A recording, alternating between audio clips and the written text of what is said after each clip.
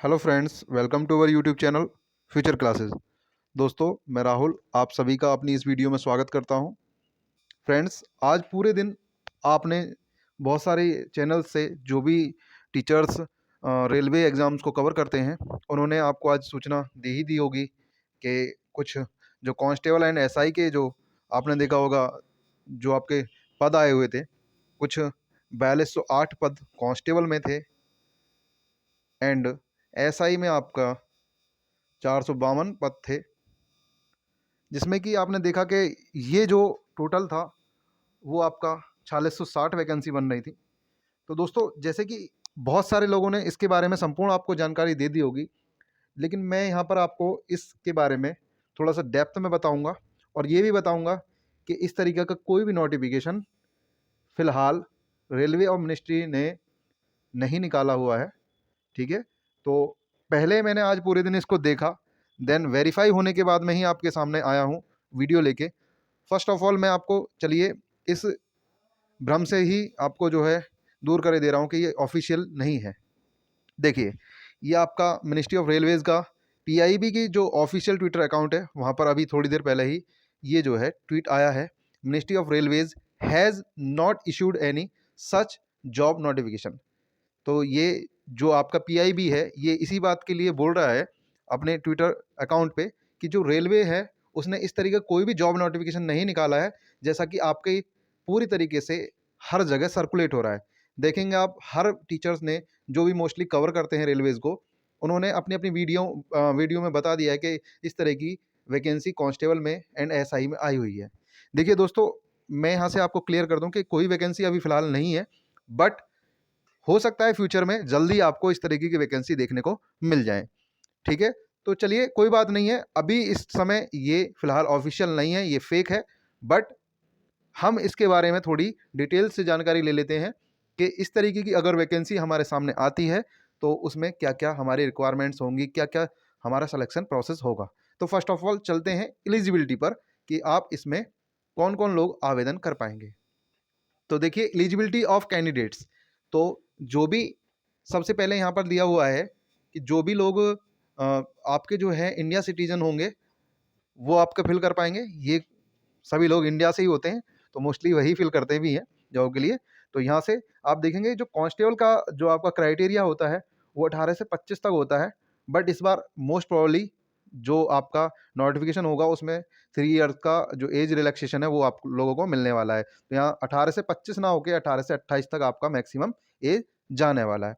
प्यारे दोस्तों, इसमें जो है आपको ये देखना बनेगा कि यहाँ से आप देखेंगे कि इसमें जो भी आपका क्वालिफिकेशन मांगी गई है, इसमें ऐसे एसएसएलसी मतलब मैट्रिक होना चाहिए, 10th क्लास आपकी पास होनी चाहिए। इसमें आपको ये ध्यान देना है कि 10th आपका पास आउट होना चाहिए, जब भी आप कांस्टेबल के लिए अप्लाई कर सकते हैं। ठीक है दोस्तों, तो बढ़ते हैं उसकी नेक्स्ट एलिजिबिलिटी के बारे में, जो कि आपका है फिजिकल मेजरमेंट।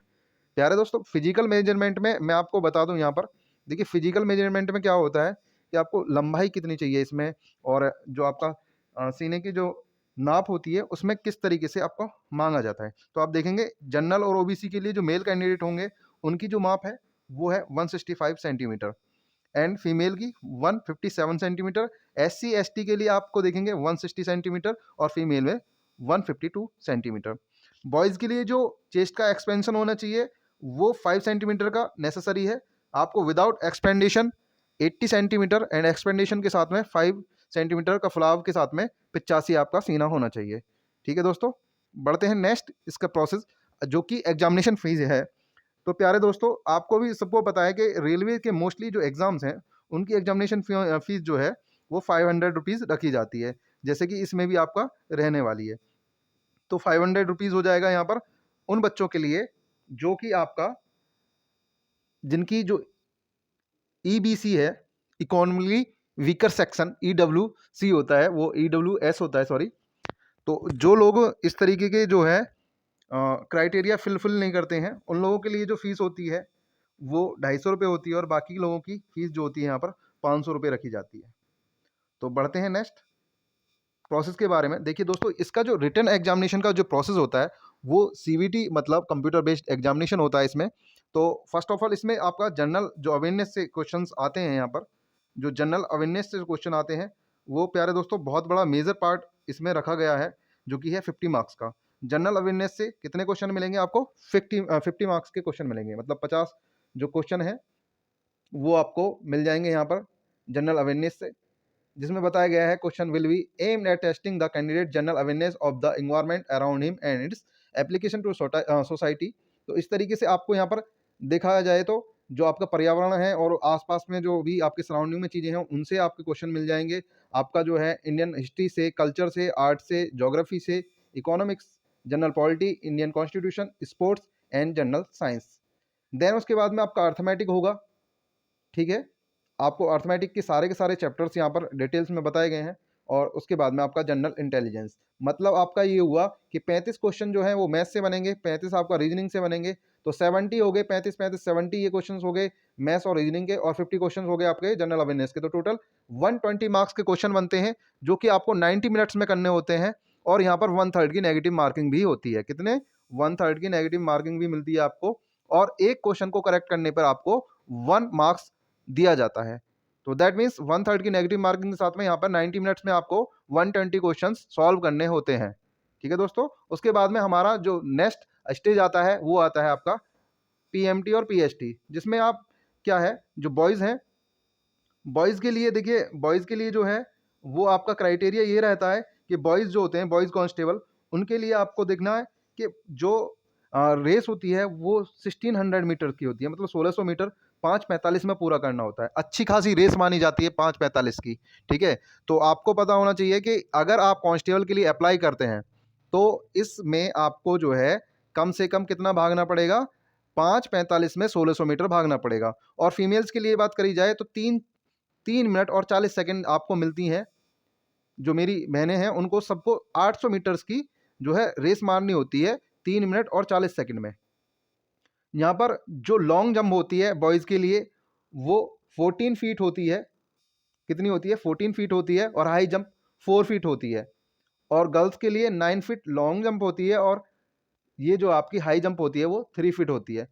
तो जितने भी लोग इसमें आप पार्टिसिपेट करने वाले हैं, जो एलिजिबिलिटी रखते हैं मेरे प्यारे दोस्त, जो भी एलिजिबिलिटी रखते हैं वो प्लीज़ इस फॉर्म को, ठीक है, ध्यानपूर्वक भरें। और जब भी ये वैकेंसी आती हैं तो हम आपको पूरी तरीके से इसके बारे में कंप्लीट इन्फॉर्मेशन के साथ में पुनः हाजिर होंगे। और जितना भी हो सके, आप पॉसिबल हो सके, आप रेलवे की ऑफिशियल वेबसाइट से जो भी जानकारी मिलती है उसी पे बिलीव करें। किसी भी तरीके की भ्रामक जो जानकारियाँ होती हैं उस पर बिलीव ना करें जब तक कोई भी आपके पास में ऑथेंटिक सोर्स ना हो। दैट मीन्स आपको जो है सबसे पहले किसी भी रेलवे की जो बोर्ड की जो वेबसाइट्स हैं अलग अलग आरआरबीज़ की, वहाँ पर विजिट कर लेना है। वहाँ पर ही आपको ऑफिशियल नोटिफिकेशन मिलने वाला है। जब तक वो नहीं आ जाता है तब तक आप थोड़ा सा वेट करेंगे उस चीज़ के लिए। तो थैंक यू, और मिलते हैं अपनी नेक्स्ट वीडियोज़ में।